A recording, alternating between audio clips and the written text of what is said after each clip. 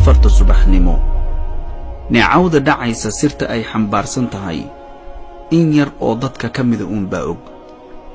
waa waqti uu kaco qofka Ilaahay tabaaraka wa tacaala si dhab u jecel oo doonaya xiriir saafi oo nadiif ah inuu rabbigii la lahaado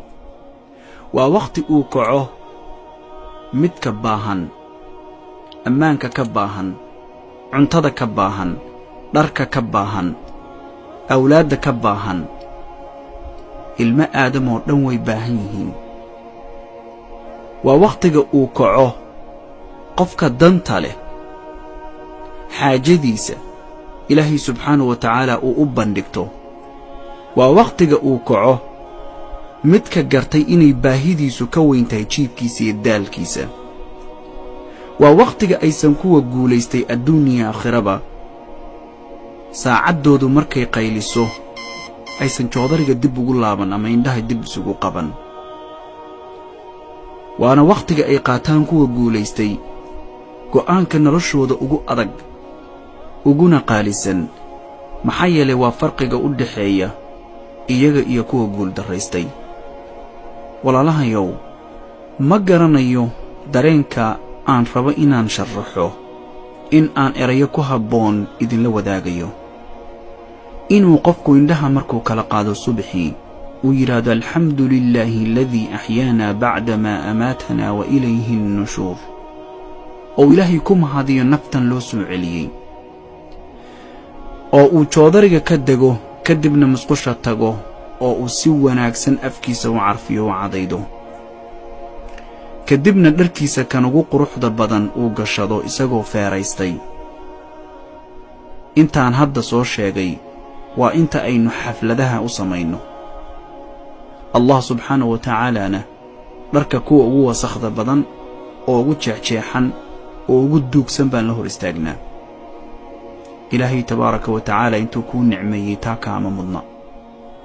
qofka doonaya adduuniya aakhira inuu ku guulaysto sirta nolosha guusheedu meel dhow bay taala meesha aynu ka raadinayna ma taal hana noqonin dadka maangaabka ah oo yiraahdo hebel wuxuu doonuu sameeyaa wixii la rabana waa la siiyaa waxaad ogaataa qof Ilaahay aan ku xirnayn wax walbana la siinayo haddaad aragtid ha u qaadanin in uu qofka khayr lala damcay siduu doonuu Ilaahay u caasiya midig iyo bidixba waxaad adigu maanta jeclaysanaysid baana laga dhigay waxaad ogaataa qofka marna isbarbar dhigin laakiin ma garanayo erayaan ku sharaxo dareenka qofku uu dareemi karo intuu sidaa u labisto inuu Ilaahay subxaanahu wa ta'aala hor istaago oo uu Allah tabaaraka wa ta'aala u sheegto danta uu leeyahay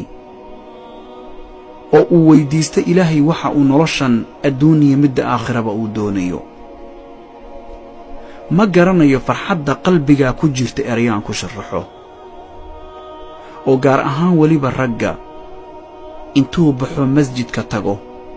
oo salaada subax ku tukado 15 daqiiqo ilaa 20 daqiiqo meeshuu ku tukaday inta fariisto Ilaahay subxaanahu wa ta'aala ku xuso oo uu kor gacmaha ugu taagto baahidiisa oo dhan haddana uu mar kale u sheegto masjidka markuu ka soo baxo neecawda uu dareemayo ee carafta badan ee aroortii kaliya socota ee barqinkii socon iyo qorraxda quruxda badan ee soo baxaysa markaa intuu daawado uu haddana aayaadka waaweyn Ilaahay inta arko qalbigiisa farxadda ku jirta iyo raynraynta uu dareemayo ma garanayo erayaan ku sharaxo ma garanayo qofka dan iyo xaajo leh gabadha u baahan wiil wanaagsan oo saalix oo toosan oo ay jeceshahay oo si dhab u jecel oo waxa ay nolosha adduunka doonayso dhan siiya ma garanayo gabadha noocaasi saacadda waxa hurdisiyay joodariga la jiifto ma garanayo walaalkayga Soomaaliyeedow adigoo doonaya xaas wanaagsan adigoo doonaya ubad wanaagsan adigoo doonaya xoolo adigoo doonaya sumcad adigoo doonaya inay adduunyadu ku jeclaato adigoo doonaya inuu allah tabaaraka wa tacaala uu ku jeclaado, adiga oo doonaya inaad tusaale lagu dayan karo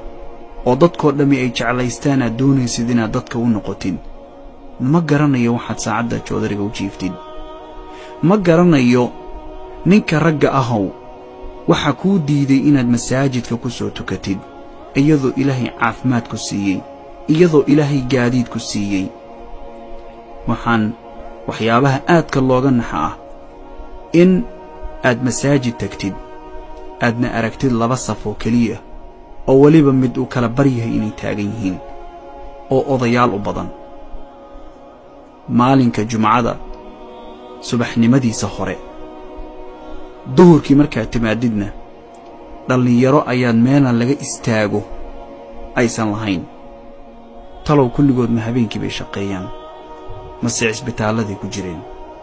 aaway dadkii lahaa waxaan doonaynaa inaan guulaysanno adduuniya aakhiraba? aaway raggii iyo dumarkii xalay naftooda ugu sheekaynayey cishaha markaan tukado waxaan rabaa caawa inaan dhaqso u seexdo si aan subaxii goor hore joodariga uga kaco oon uga mid noqdo kuwa danahooda adduuniya aakhiraba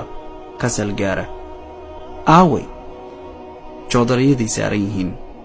maxaa yeelay 9 saac baad xalay seexatay. kadibna shaydaan baa kuu yimid wuxuuna kugu qanciyey wakhti ma haysida iska seexo oo naftanna sii u raaxee. markaad barqinkii soo kacdayna adoo dhabarka iyo madaxu ku xanuunayaad kacday. shalayta waxaan hayna hurdada kamaad helin. waxaanse walaalkay ku leeyahay, waxaanse walaashkay ku leeyahay, haddaadan naftaada adigu beddelin yaad ka sugaysaa? haddaadan isbeddelka hadda ku dhaqaaqinse haddaba goorma?